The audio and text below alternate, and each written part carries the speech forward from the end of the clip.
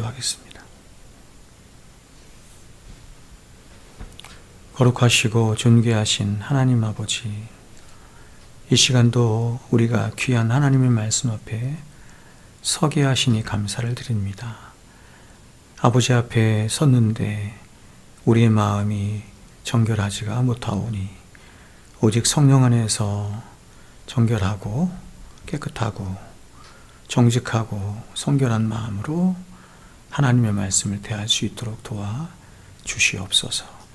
귀하고 복되신 하나님의 말씀이 우리의 전 인격 안에 퍼져서 우리의 삶과 그대로 하나님 삶 속에서 그대로 구현되어지고 실현되어지는 말씀 될 수 있도록 도와주시옵소서. 아버지의 말씀이 나의 말씀이 되고 아버지의 말씀이 살아있는 내 삶의 말씀이 될 때 아버지 그 말씀으로 인하여서 하나님의 선하시고 기뻐하시고 온전하신 뜻 가운데 살아감으로 하나님께 영광이 돌릴 수 있는 것이오니 주여 이 시간도 성령을 통하여 힘있게 우리에게 말씀하여 주시옵소서. 예수님의 이름으로 기도하옵나이다. 아멘.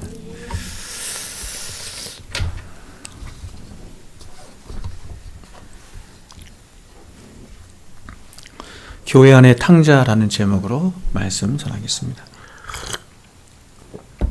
자, 우리가 지난 주일 시간에 탕자의 이야기를 함께 살펴보았습니다. 그런데 이 탕자의 이야기가 여기서 끝나지 않고 두 번째 탕자의 이야기로 이어지죠. 두 번째 탕자는 누구냐면 이번에는 집 바깥에 있는 탕자가 아니라 집 안에 있었던 맏아들 탕자에 관한 이야기입니다.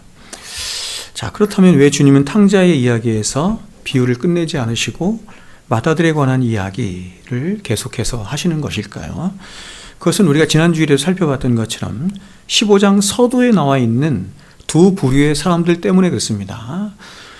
다시 말해서 주님은 첫 번째 부류의 사람인 세리와 죄인들에게 탕자에 관한 이야기를 통해서 그들에 관한 이야기를 말씀하시는 것이고, 이어서 두 번째 부류의 사람들이 등장하는데 바로 바리새인과 서기관들이죠. 그래서 이 바리새인과 서기관들에 해당하는 바로 그 비유가 뭐냐면 집안에 있는 탕자, 이것을 오늘날로 말하면 교회 안에 있는 탕자다 이렇게 말할 수 있을 것 같습니다.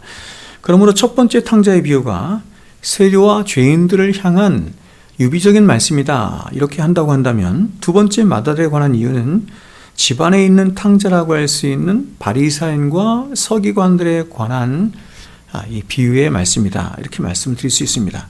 그러면 오늘은 이 두 번째 탕자의 이야기, 바로 집안에 있는 탕자 혹은 우리처럼 교회 안에 있는 탕자의 이야기에 관해서 함께 말씀을 나누어 보도록 하겠습니다. 자, 오늘 이야기는 우리가 잘 알고 있는 대로 탕자가 집안에 돌아온 이후에 발생한 사건을 다루고 있습니다. 탕자가 집에 돌아오자 아버지는 큰 잔치를 배설하게 되죠. 아버지를 떠나 허랑방탕하게 살다가 다시 돌아온 탕자를 맞아서 아버지는 거대한 귀향 잔치를 열고 있는 것입니다. 그런데 바로 그때 농장에서 나가 일하고 있던 맏아들이 돌아오게 되죠. 그리고 그가 집에 가까웠을 때 그는 요란스러운 잔치 소리가 자기 집으로부터 들려오는 것을 듣게 됩니다.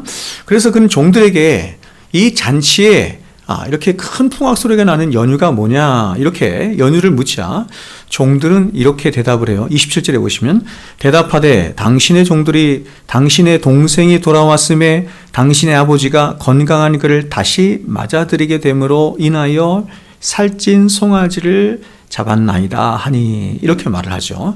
그러자 이러한 종의 말을 들은 맏아들의 반응에 대해서 성경이 이렇게 기록하고 있습니다. 28절 보시면 그가 노하여 들어가고자 하지 아니하거늘, 그가 노하여 들어가고자 하지 아니하거늘.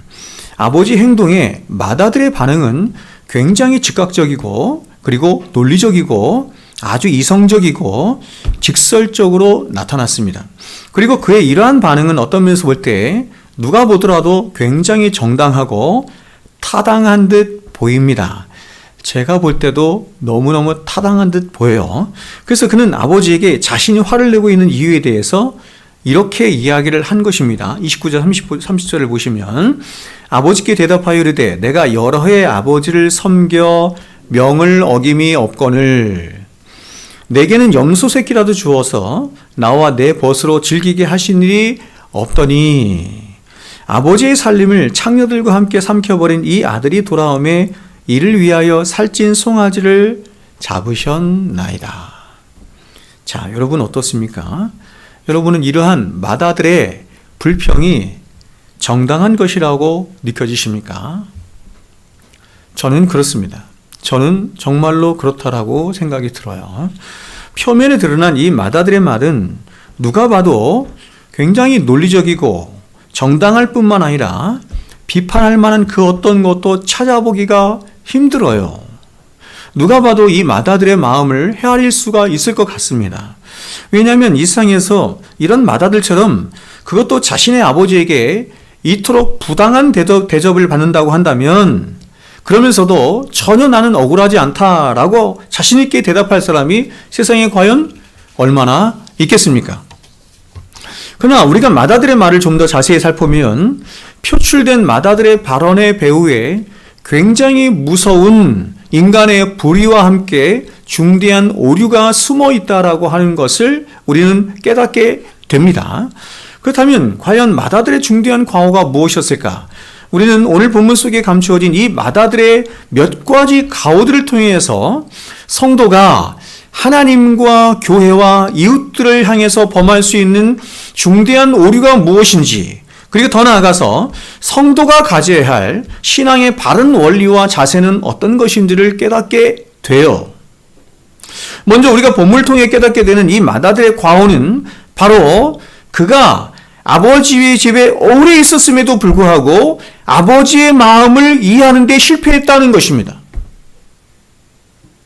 우리는 둘째 아들인 탕자를 통해서도 이 탕자가 얼마나 아버지의 마음을 헤아리지 못하고 아버지의 품을 떠나서 자기 멋대로 살려고 했었는지 그 아들의 어리석음과 그 아들의 악함을 보았어요. 그러니까 아들이 둘이 있었는데 둘 다 똑같은 거지. 그렇다면 이 탕자와는 다르게 아버지의 집을 떠나지 않고 여전히 집안에 머물러 있는 맏아들은 어떠할까? 그는 과연 아버지의 마음을 헤아리고 이해함으로 집안의 아버지와 함께 그렇게 머물러 있는 것일까요? 즉 아버지의 마음이 어떤 것인지, 또 아버지의 마음과 그 고뇌와 염려는 어떤 것인지, 그리고 아버지의 가장 큰 기쁨과 소망은 어떤 것인지, 과연 아버지와 함께 여전히 머물고 있는 이 맏아들이 알고 있는 것인가? 아까 제가 기도할 때 여러분에게 했던 것처럼 아버지의 선하시고 기뻐하시고 온전하신 뜻이 무엇인지, 그 아버지의 마음이 어떤 것인지 오랜 시간 아버지에 머물고 있으면서 정말로 그 아버지의 품은 것인가 묻는 것이죠. 오늘 본문은 이 맏아들이 아버지의 마음을 전혀 헤아리지 못하고 있음을 우리들에게 말씀하고 있어요. 둘째 아들이 집을 나간 이후 이제 그 아들로 인해서 아버지가 겪어야 했을 그 고통은 이로 말할 수가 없는 것입니다. 그러나 이 맏아들은 이런 아버지의 마음을 조금도 헤아리지 못하고 있습니다. 오히려 그는 밤이나 낮이나 집 나간 아들, 둘째 아들이 돌아오기만을 기다리며 눈물로 애타는 그 아버지가 오히려 서운할 뿐이고 원망스러울 뿐이에요. 자신 앞에서 그 둘째 아들에 대해서 서러운 마음을 가지고 그렇게 자신에게 그 둘째 아들에 대해서 말하는 그 아버지가 원망스러울 뿐입니다. 그는 끊임없이 자신과 자신의 동생을 비교하며 모든 아버지의 사랑을 동생에게 다 빼앗겨버렸다는 그 상실감에 오히려 젖어서 몸은 여전히 아버지의 집에 함께하고 있으나 마음과 영혼은 이미 아버지를 떠나서 아버지와 분리된 상태에 있는 것입니다. 그래서 그는 자신의 사랑하는 동생이 이제 기나긴 방랑생활을 끝내고 다시 아버지 품으로 돌아왔음에도 불구하고 그는 그 동생을 외면하고 말았던 것입니다. 아니 그는 이미 오래전부터 자신의 동생을, 집 나간 자기 동생을 동생이라 인정하지 않은 채 살고 있었던 것입니다. 30절의 말씀을 보면 이렇게 말을 합니다. 아버지의 살림을 창녀들과 함께 삼켜버린 이 아들이 돌아오매 이를 위하여 살찐 송아지를 잡으셨나이다.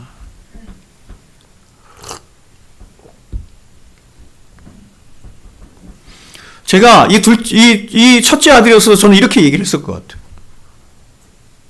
누구라도 이렇게 얘기하지 않았겠습니까? 여러분, 여기서 이 아들이라고 하는 표현은 원문을 보면 더 정확하게 어떻게 표현하냐면 당신의 아들 이렇게 표현해요. 당신의 아들. 그는 형으로서 탕자를 향해서 한 번도 자신의 동생이라고 인정하거나 고백하지 않습니다. 즉, 이 말하들은 탕자가 아버지의 아들일 수는 있겠지만 그러나 결코 자신의 동생일 수는 없다라고 말하고 있는 거죠. 그러나 반면에 맏아들이 동생을 향하여 갖기를 원하는 아버지의 마음은 어떤 것이었습니까? 32절을 보면 이렇게 말을 해요. 내 동생은 이렇게 말하죠.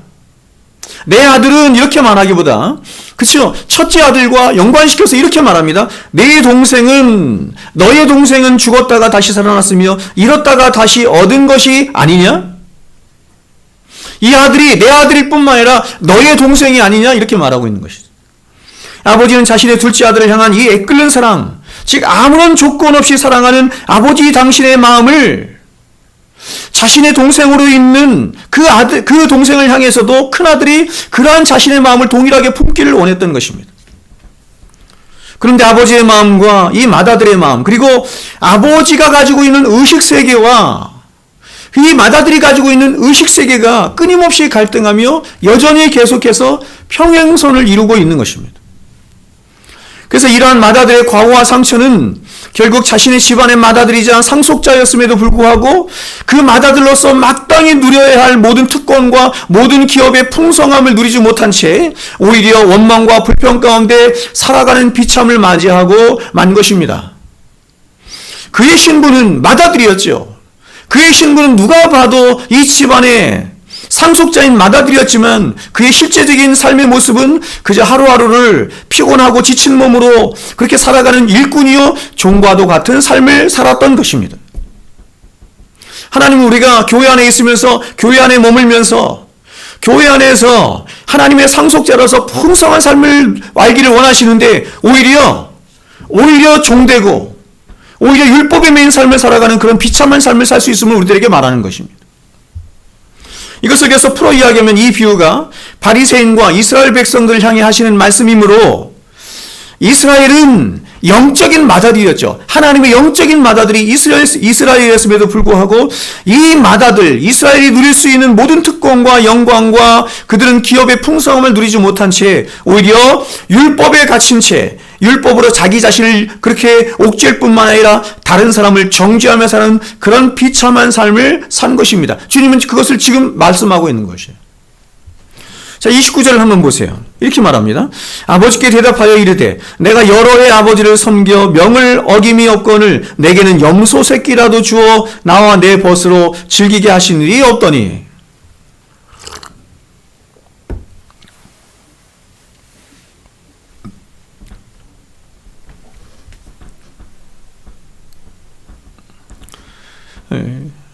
여러분, 저는 사실 이렇게 말하는 이 맏아들의 말이 너무 공감이 가거든요.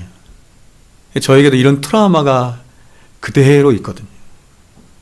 교회에서가 아니라 집안에서 이런 트라우마가 그대로 저에게 사실 있어요. 그래서 사실은 지금도 얼마나 공감이 가는지 모르겠습니다. 제가 딱 이렇게 살았거든요. 우리는 이 맏아들의 고백 속에서 이 사람이 정말 이 집주인의 기업을 받을 맏아들이 맞나 하는 의구심을 갖습니다. 이런 면은 좀 다르지만 이 고백은 아들의 고백이 아니라 의무감과 보상심에 사로잡혀서 억지로 그리고 서국적으로 일하는 집안의 불평이 많은 종의 모습이에요. 종의 고백이에요. 다시 한번 들어보세요. 아버지께 대답하여 이르되 내가 여러 해 아버지를 섬겨 명을 어김이 없거늘 내게는 염소 새끼라도 주어 나와 내 벗으로 즐기게 하신 일이 없더니. 그래서 그는 결국 아버지로부터 모든 것을 다 상속받을 수 있는 그런 맏아들의 신분에 있었음에도 불구하고 그는 당장 자신의 눈앞에 보이는 염소 새끼 한 마리를 취하지 못한 것으로 인해서 굉장히 유치하고도 비참하고 추한 모습으로 그렇게 아버지의 눈치를 보고 소가리를 하면서 아버지를 향한 불평의 마음을 가지고 있었던 것입니다. 그래서 이런 자존감을 상실하고 자기 정체성을 상실한 맏아들은 이제 맏아들로서 가져야 할 책임감 같은 것은 생각할 여유조차 없었던 것입니다. 즉 그가 진실로 아버지를 사랑하고 아버지의 집을 사랑하며 더 나아가서 아버지의 기업을 이어받을 상속자라고 확신하고 있었다면 그는 마땅히 그 신분에 맞게 집안의 모든 일을 책임지고 집안의 모든 일에 대해서 마치 자신의 일처럼 깊이 생각하고 고민할 줄 아는 마음의 성실함이 있어야 했던 것이에요. 그런데 그는 그렇게 하지 못하는 거예요. 그는 가장 먼저 자신의 동생이 집을 나갔을 때 집안의 상속자이자 또한 탕자의 형이잖아요. 형으로서 탕자를 권면하고 탕자를 책망하며 그를 걱정하기까지 했어야 했습니다. 그러나 그는 그렇게 하지 못했습니다. 또한 탕자가 집을 떠나 오랜 시간 방황의 시간을 가질 때에도 그는 단 한 번도 그런 자신의 동생을 걱정하는 마음을 가진 적도 없고 자신의 동생을 찾아 나선 적도 없고 또한 그토록 애타게 기다리는 아버지의 마음을 헤아려 본 적도 없어요.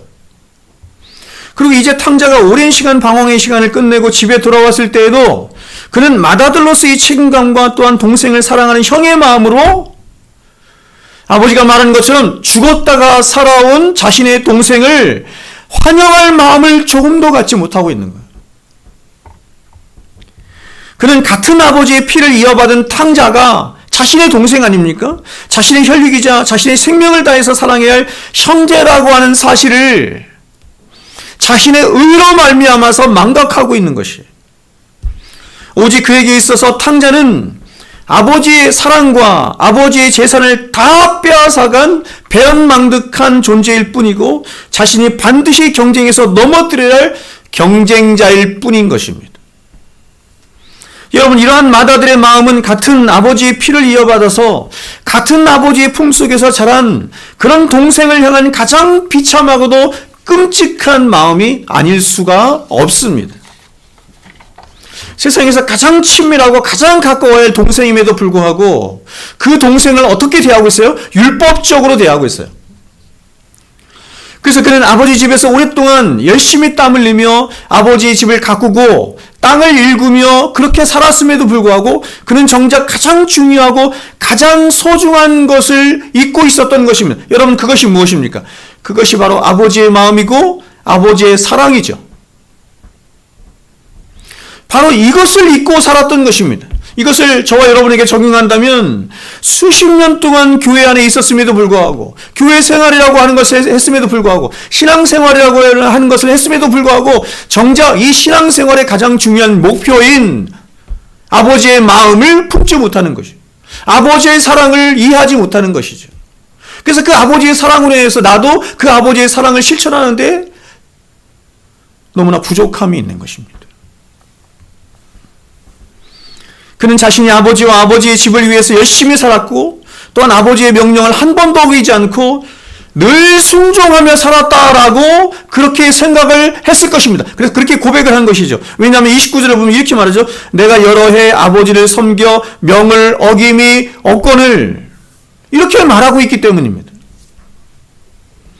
그러나 여러분, 그가 비록 열심히 살았을지는 몰라도 또한 그가 아버지의 말씀에 그렇게 순종하며 살았을지 몰라도 어떤 면에서 그러한 그의 모든 삶은 아버지의 마음과는 동떨어진 삶이었고 아버지의 마음을 상실한 삶이었으며 아버지와의 관계를 상실한, 아니 어떤 면에서 아버지의 마음을 가장 아프게 한, 그래서 아버지와 늘 함께 거하고 있었지만 그저 껍데기만 아버지와 함께 거하고 있다. 마음은 아버지로부터 멀리 떨어져 있는 그런 비참한 한 일꾼으로, 한 종으로서의 삶을 살고 있는 것이에요. 이것이 맏아들이 가지고 있었던 가장 중대한 과오였던 것입니다. 여러분, 오늘날 교회 안에 이런 사람이 얼마나 많이 있습니까? 교회 안에 수십 년, 20년, 30년, 40년 혹은 평생 동안 교회 생활이라고 하는 것을 했음에도 불구하고 정작 가장 중요한 아버지의 마음을 품는 데는 실패하는 거예요. 그리고 마치 종처럼, 율법에 매인 종처럼 그렇게 살아가는 것입니다. 여러분, 이 아버지가 이 맏아들에게 진정으로 바라며 부탁하고 싶었던 것이 무엇이었을까요? 그러나 아마도 다음과 같은 말이었을 것입니다. 아들아, 내가 내 뜻대로 사는 것도, 그리고 열심히 내 일에 충성하며 사는 것도 너무나 귀하고 너무나 좋은 일인지 모르겠다. 하지만 그 모든 것들보다 너를 향한 가장 큰 바람이자 소망은 네가 나의 사랑을 풍성히 알고 누리는 것에 있으며, 그래서 그러한 나의 사랑으로 너의 동생도 사랑하며 사는 것에 있다. 이렇게 말했을 것입니다. 여러분, 지금 주님은 세리와 죄인들과 함께 먹고 마시며 또 그들에게 천국 복음을 전해주고 있는 그런 자신을 향해서 원망하며 대적하고 있는 바리새인과 서기관들을 향해서 오늘 본문의 비유를 말씀하시고 있습니다. 즉, 주님은 바리새인과 서기관들을 향해서 바로 너희들이 바로 이 맏아들과 같은 존재들이다.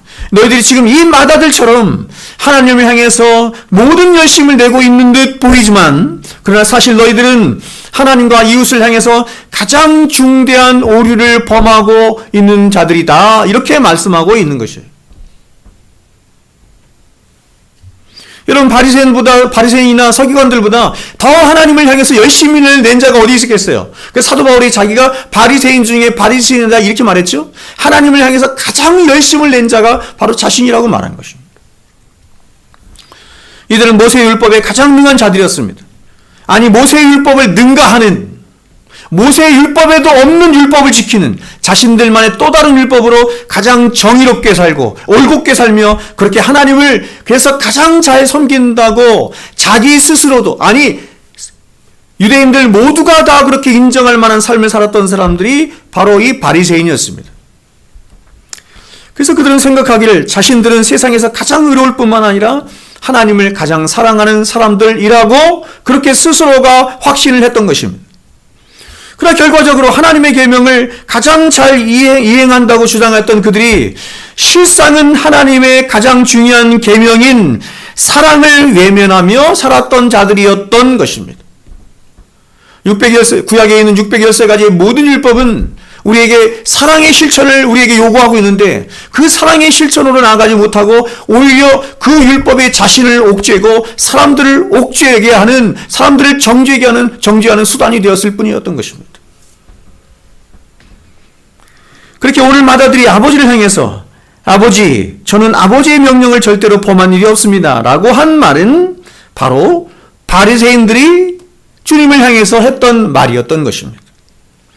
그들은 율법이 가지고 있는 그 본질과 정신은 다 잊어버린 채 그저 율법의 노예가 되어서 그렇게 의를 논하고 정의를 부르짖으며 핏대를 올렸던 것입니다. 그렇다면 여러분에게 한번 묻겠습니다. 여러분의 삶의 가장 크고 첫 번째 되는 계명은 무엇입니까? 다시 말해서 저와 여러분이 오랜 시간 동안 교회를 다니며 예배를 드리고 말씀을 듣고 기도를 하며 하는 이 신앙생활의 궁극적인 목적이 어디 있습니까? 하나님 우리에게 복음을 주셔서 우리에게 원하시는 삶은 윤리적인 삶을 사는 것인데, 그 윤리의 핵심이 뭐예요? 하나님을 사랑하고 이웃을 사랑하는 것 아닙니까? 그래서 우리가 복음을 들어서 복음으로 말미암아 오랜 시간 동안 신앙생활을 한다. 이 신앙생활의 이 삶의 실천이 윤리인데, 그 윤리의 실천이 바로 사랑에 있는 것이죠. 하나님을 사랑하고 이웃을 내 몸처럼 사랑하는 것입니다. 우리 삶의 가장 크고 가장 중대한 계명이 바로 하나님을 사랑하고 이웃을 사랑하는 것입니다. 성경이 말씀하는 것처럼 사랑은 모든 율법의 마침이자 본질인 것입니다. 그래서 주님께서 말씀하신 것이죠. 네가 하나님을 사랑한다면 모든 율법을 네가 다 지킨 것이나 마찬가지다. 이렇게 말씀하는 것입니다. 그런데 우리는 때로 이 본질을 망각한 채, 혹은 이 본질을 잃어버린 채 그저 껍데기만 남아서 의를 논하고 율법을 논하고 형식과 유전만을 논할 때가 얼마나 많은지 모르겠습니다. 아니, 이것이 이제는 너무나 굳어져서 이런 말씀을 들어도 이제 마음에 찔림이 없는 것이. 여러분, 오늘 본문에 등장하는 맏아들의 가장 큰 위기는 바로 그가 아버지의 사랑을 영원히 잃어버릴 뻔하였다는 것입니다. 그는 아버지와 함께 아버지의 집안에 거하고 있으면서도 그 아버지의 마음이 무엇인지, 또 그 아버지의 사랑이 무엇인지 알지도 누리지도, 그리고 그 아버지의 마음을 헤아리지도 못한 채 살았던 것입니다. 그렇게 그는 집안에서 잔치가 벌어지고 있음에도 불구하고, 내 아버지가 가장 기뻐하는 그 잔치가 벌어지고 있음에도 불구하고 그 잔치의 기쁜 자리에 함께 참여하지 못하고 그저 문 바깥에서 오히려 아버지를 원망하고 동생을 저주하며 어둠속을 배회하고 있는 것입니다. 가장 추하고 비참한 모습이죠. 여러분, 이 비유와 같은 평행적 비유의 말씀인 앞에 이른 양 비유의 마지막 결론의 말씀을 보시면 이렇게 말씀을 7절 보시면 이렇게 말해요. 15장에서. 이 15장에 세 가지 비유가 나오는 거거든요. 세 가지 비유가 어떤 비유냐면 이른 양의 비유, 그 다음에 이른 드라크마의 비유, 세 번째가 이른 아들에 관한 비유예요. 이게 같은 비유예요. 이 세 비유는 다 뭐를 얘기하는 거냐면 앞에 15장 처음에 등장하는 이 두 부류의 사람들에 관한 비유를 말하는 거예요. 그래서 같은 평행적 비유의 말씀인 이른 양 비유의 마지막 결론을 보면 이렇게 7절에서 이렇게 말해요. 내가 너희에게 이르노니 이와 같이 죄인 한 사람이 회개하면 하늘에서는 회개할 것이 없는 의인 99으로 말미암아 기뻐하는 것보다 더하리라.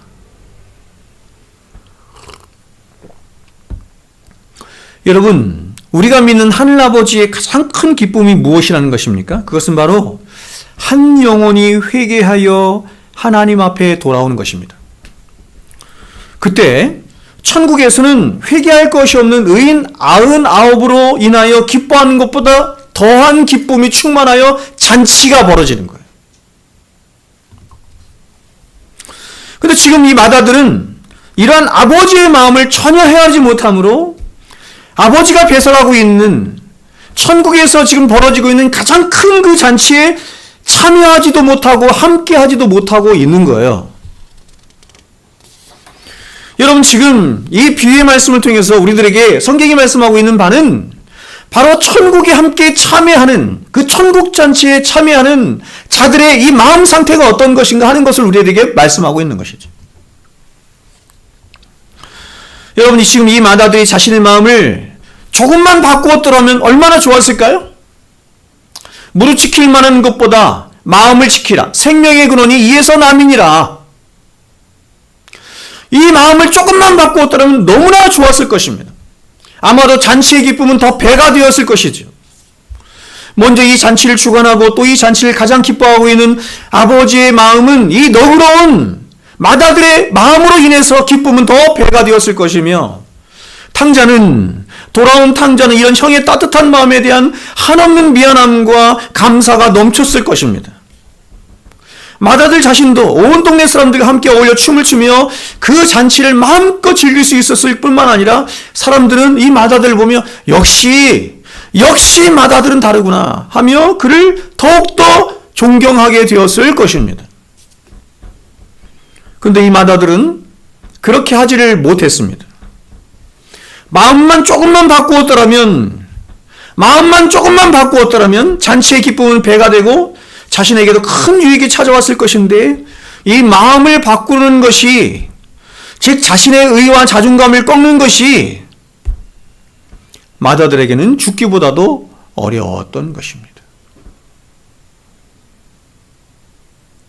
모든 인간은 바로 이 자신의 의 때문에 멸망하는 거예요. 이스라엘 백성들이 광야에서 엎드러지고 다 죽고 멸망한 이유는 한 가지예요. 목이 곧은 백성이죠. 목이 곧은 백성.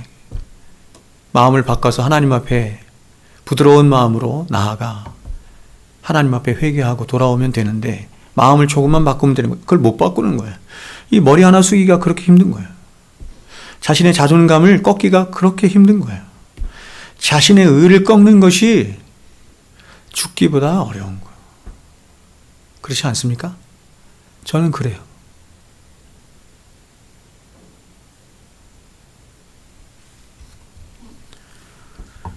제가 요즘 이렇게 생각을 하거든요.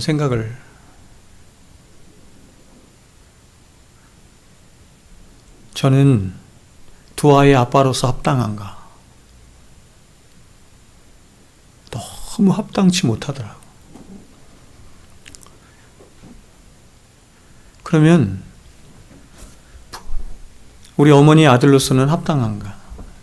얼마나 합당한가? 그것도 그렇더라고. 한 아내의 남편으로서는 어떠한가? 그건 말할 것도 없고. 그럼 여러분들에게 사랑샘교회 목사로서는 어떠한가? 하나하나 이렇게 따져보면 거의 다 낙제점이에요. 거의 다 낙제점. 그러니까 제가 지금 여러분 앞에 서 있다는 것 자체가 은혜일 수밖에 없구나 라고 하는 생각이 드는 것이에요. 그러니까 이런 생각을 제가 들었던 이유가 뭐냐면 이것이에요.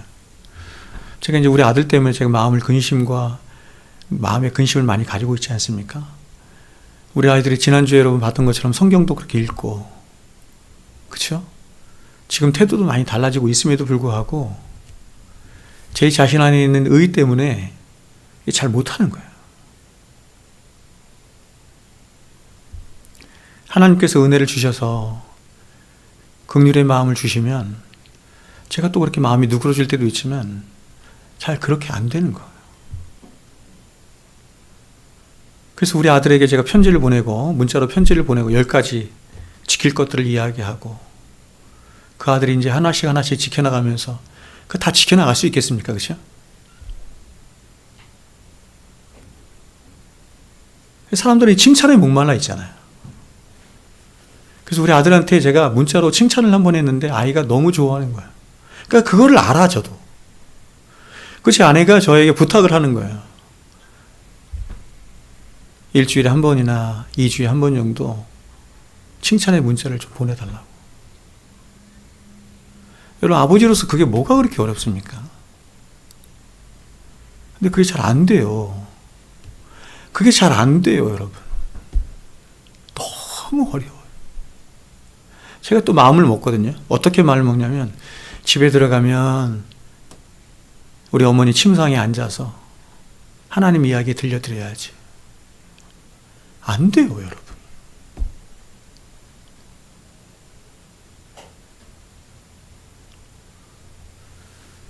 저는 이 탕자의 형의 마음이 굉장히 이해가 너무 많이 돼요. 평생 저에게도 형이 하나 있는데 저는 반대죠.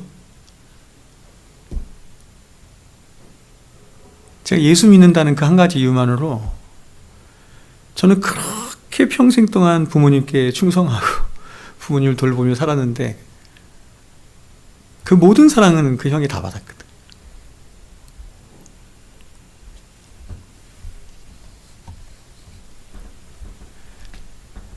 로이든스 목사님 말이 생각이 나요.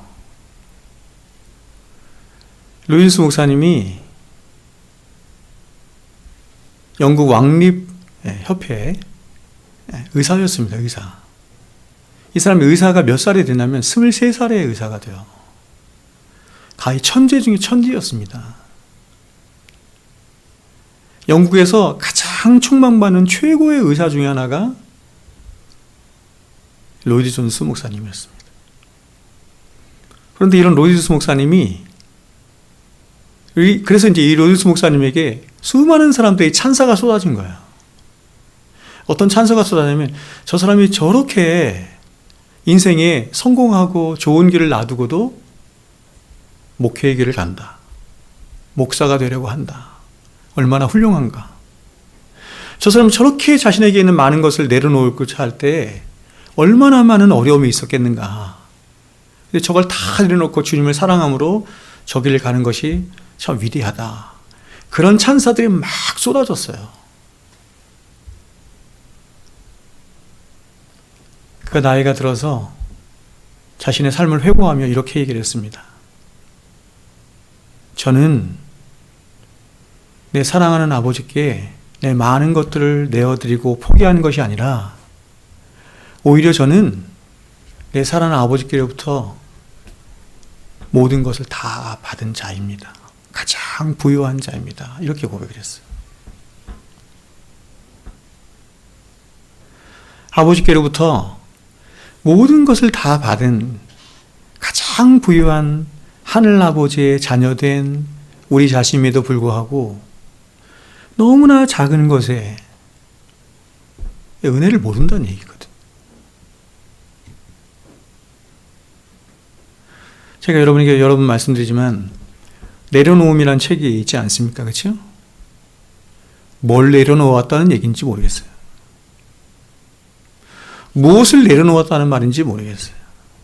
그러니까 사람들은 막 그런 걸 엄청 따지기 좋아하잖아요. 그렇죠? 어떤 사람이 막 서울대를 나와서 외국 유학을 가서 박사도 하고 막 그랬는데 그 모든 것을 다 내려놓고 주의 종이 되었더라더라. 선교사가 되었다더라. 얼마나 위대한가. 하나님의 은혜가 그것밖에 안 된다는 것입니까? 내려놓는다는 말 자체가 사실 굉장히 우스운 말인 거예요. 왜냐하면 그것도 하나님께 주신 거거든요.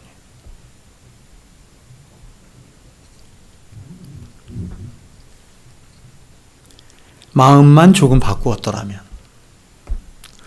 우리의 마음을 좀 걷기만 했더라고 한다면, 제가 여러분에게 간증하며 말씀드린 것처럼 목사인 저인데도 그렇게 힘들어요. 그래서 여러분 제가 기도합니다. 하나님 앞에. 여러분 그런 기도 하시나요?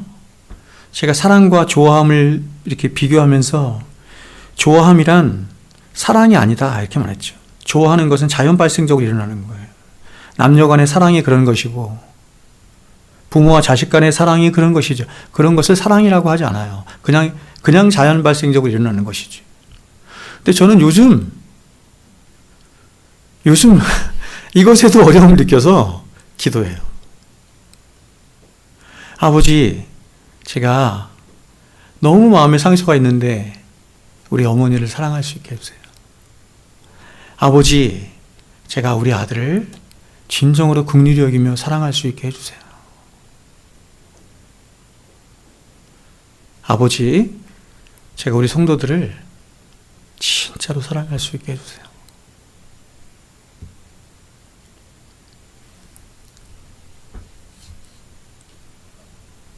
그래서 하나님의 긍휼하심이 없고 하나님의 도우심이 없고 은혜가 없으면 아무것도 못하는 저를 제가 요즘 너무너무 많이 발견하는 거예요.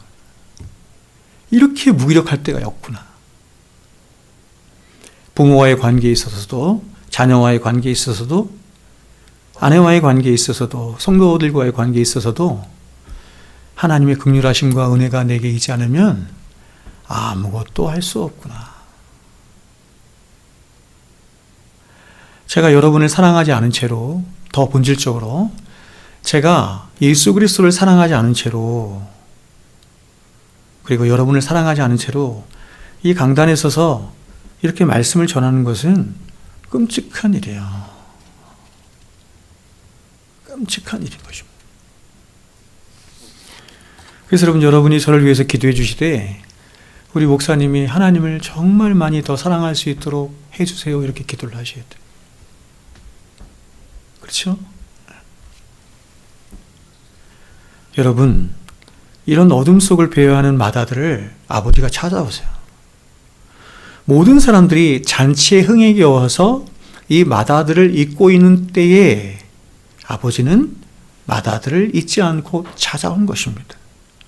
그리고 문 밖에 있는 아들에게 찾아와서 그 아들의 처진 어깨를 어루만지시며 이렇게 격려하시죠. 31절에 보시면 얘야, 너는 나와 항상 함께 있으니 내 것이 다 내 것이 아니냐.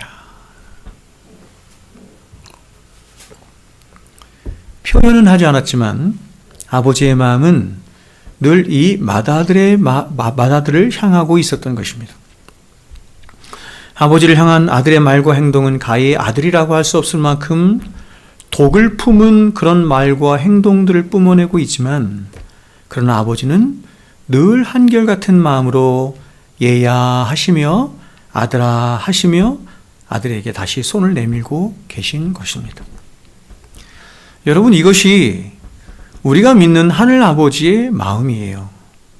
오늘 집안에 있는 또 다른 탕자처럼 육체는 늘 아버지 집에 있지만 마음은 항상 밖에서 방황하며 하나님을 떠나 한 번도 아버지의 잔치에 참여하여 기뻐하고 즐거워하지 못하여 아버지의 마음을 아프게 하고 있는 교회 안에 있는 또 다른 탕자와 같은 저와 여러분을 향해서 다시 한번 우리 하나님은 얘야 하시며 내 아들아 하시며 찾아오시어 부르시고 계신 것입니다. 여러분, 아버지 품을 떠난 탕자만 탕자가 아닌 것입니다. 몸은 여전히 아버지의 집에 있어도 그 아버지의 마음에서 멀리 떠나 아버지를 기뻐하지 못하고 아버지를 사랑하지 못하며 아버지를 누리지 못하며 또 아버지의 잔치에 참여하지 못한 채 여전히 많은 쓴뿌리와 추하고 악한 마음으로 어둠 속을 배회하고 있는 그 영혼이 바로 탕자인 것입니다.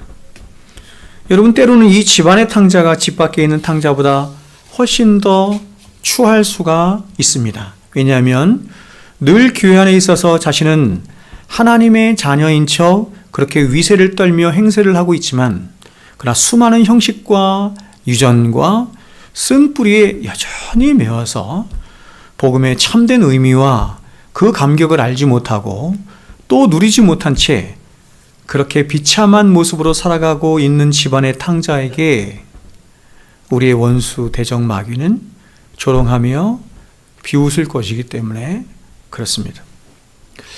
여러분은 얼마나 오랫동안 아버지의 집에 머물러 계셨습니까? 10년 혹은 20년 혹은 30년. 저 같은 사람은 거의 50년이죠. 제가 7살 때부터 교회를 다녔으니까.